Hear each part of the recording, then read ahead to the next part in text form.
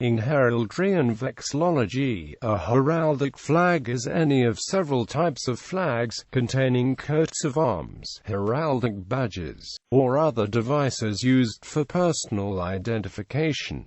When it's for the personal use of a monarch, it's called royal standard. Heraldic flags include banners, standards, pennons, and the variants gonfalons, guidons, and pinsels. Specifications governing heraldic flags vary from country to country, and have varied over time.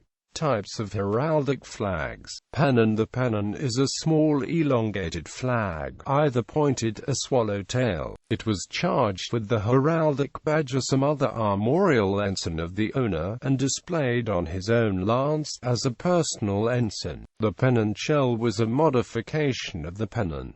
In contemporary Scots usage, the pennon is 4 feet long. It tapers either to a point or to a rounded end as the owner chooses. It is assigned by the Lord Leon, King of Arms, to any armiger who wishes to apply for it. Banner. The banner of arms is square or oblong and larger than the pennon, bearing the entire coat of arms of the owner, composed precisely as upon a shield but in a square or rectangular shape. In the olden time, when a knight had distinguished himself by conspicuous gallantry, it was the custom to mark his meritorious conduct by prompt advancement on the very field of battle. In such a case, the points of the good knight's pennon were rent off, and thus the small flag was reduced to the square form of the banner, by which thenceforth he was to be distinguished. The banners of members of orders of chivalry are typically displayed in the order's chapel. Banners of Knights of the Order of the Thistle are hung in the 1911 chapel of the Order in St Giles High Kirk in Edinburgh. Banners of Knights of the Order of the Garter are displayed in St George's Chapel at Windsor Castle. From Victorian times, Garter banners have been approximately 5 feet by 5 feet. Banners became available to all English armigers as a result of a report by Garter to the Earl Marshal dated the 29th of January 1906.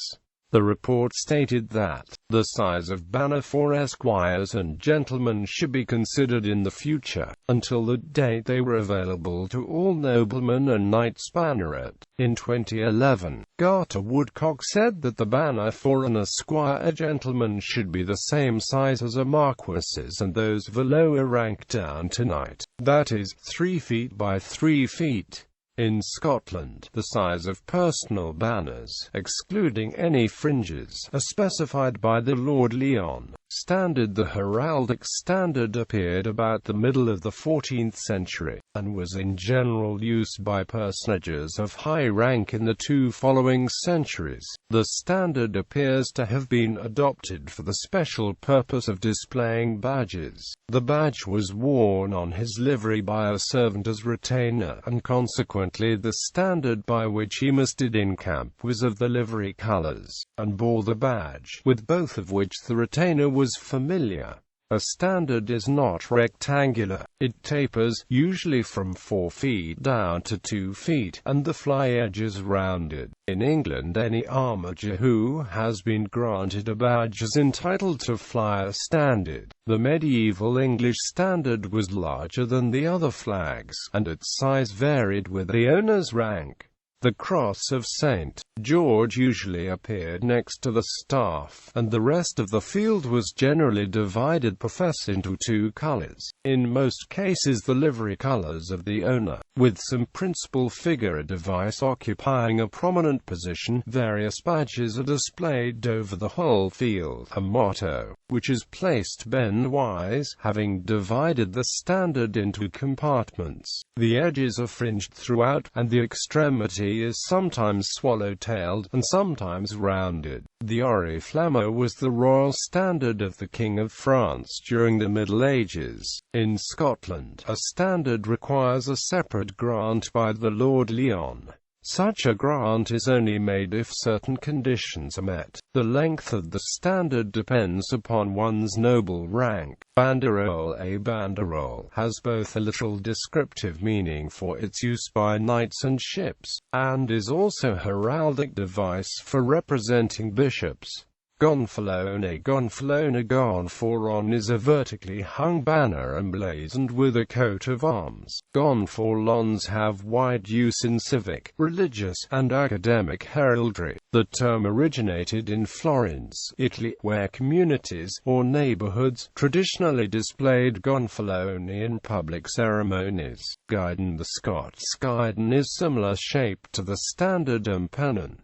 At 6.5 long, it is smaller than the standard and twice the size of the pennon. Guidons are assigned by the Lord Leon to those individuals who qualify for a grant of supporters to their arms and to other individuals who have a following, such as individuals who occupy a position of leadership or a long-term official position commanding the loyalty of more than a handful of people. The guidon tapers to a round, unsplit end at the fly. A guidon can also refer to a cavalry troop's banner, such as that which survived the Custer massacre. Pinsel. The Scottish pinsel is triangular in shape, 2.5 feet high at the hoist and 4.5 feet in width, tapering to a point. This is the flag denoting a person to whom a clan chief has delegated authority for a particular occasion, such as a clan gathering when the chief is absent. This flag is allotted only to chiefs of very special chieftain barons for practical use, and only upon the specific authority of the Lord Leon, King of Arms.